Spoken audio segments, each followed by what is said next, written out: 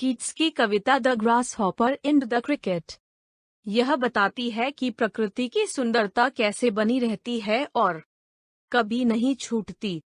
Speaker प्राकृतिक संकेतकों के माध्यम से समय की प्रगति की जांच करता है, विशेष रूप से गर्मियों में टिड्डे की टहनियां और सर्दियों में चूल्हे के पास क्रिकेट चहकते हुए। जब ऐसा लगता है कि प्रकृति आराम कर रही है, तब भी इसकी कविता समाप्त नहीं हुई है। कीट्स का सोनेट एक प्रकृति कविता है। यह प्रकृति के बेजोड़ सौंदर्य का जश्न मनाता है।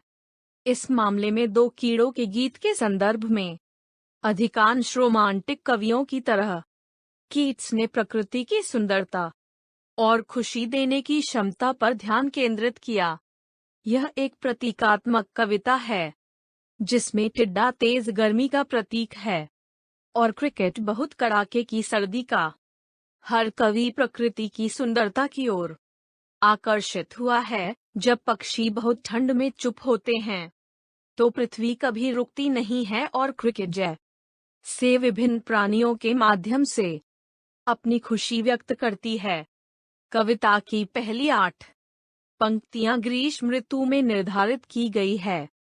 कविता के इस भाग में यह गर्म है और यहाँ तक कि गीतकार भी शांत हैं। हालांकि कीट्स ने टिड्डी पर ध्यान केंद्रित किया, यहाँ तक कि जब यह बहुत गर्म होता है तो टिड्डा हमेशा गा रहा होता है। यह वही है जो कीट्स का मतलब है। जब वह लिखता है कि टिड्डे की आवाज चलेगी, टिड्डा जीवन का आनंद लेता है। वह हमेशा आराम से रहता है और हमेशा मजेदार रहता है, कभी भी अपनी प्रसन्नता के साथ नहीं किया। कविता का दूसरा भाग, अंतिम 6 पंक्तियां, सर्दियों में चलती है। यहाँ पृथ्वी की कविता जारी है। ठंड और ठंड इसे बाहर चुप करा सकती है, लेकिन चूल्हे से गर्म होकर क्रिकेट गाती है। यह क्या खाती है, इसका मतलब है जब वह लिखते हैं कि स्टोव के पास क्रिकेट के गीत को सिकोड़ता है। अंत में अंतिम 2 पंक्तियों या अंतिम दोहे में कवि का कहना है कि क्रिकेट का गीत उसे टिड्डे के गीत की याद दिलाता है। क्रिकेट के कारण कवि गर्मियों को याद करता है और टिड्डे की कल्पना करता है, कुछ घास वाली पहाड़ियों के बीच। यह एक प्रतीकात्मक कविता है जिसमें टिड्डा तेज गर्मी का प्रतीक है और क्रिकेट बहुत कड़ाके की सर्दी का। हर कवि प्रकृति की सुंदरता की ओर आकर्षित हुआ है। जॉन कीट्स इसके लिए कोई अपवाद नहीं है और सभी मौसमों में गर्मी और ठंडी सर्दी को छोड़कर प्रकृति को सुंदर पाते हैं। वह कहते हैं कि पृथ्वी हमेशा गाती रहती है।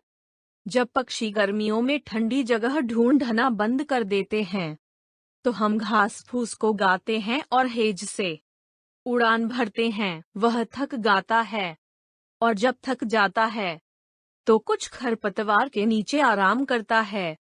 जब पक्षी बहुत ठंड में चुप होते हैं तो पृथ्वी कभी रुकती नहीं है और क्रिकेट जैसे विभिन्न प्राणियों के माध्यम से अपनी खुशी व्यक्त करती है। यह पत्थरों से सुंदर गीत गाती है। ऐसा लगता है कि यह हर पल गर्मजोशी से बढ़ता जा रहा है और आधे सोए हुए इंसान को लगता है कि यह घास की पहाड़ियों से आने वाला एक टिड्डा है। लघु विश्लेषण का अंत। धन्यवाद।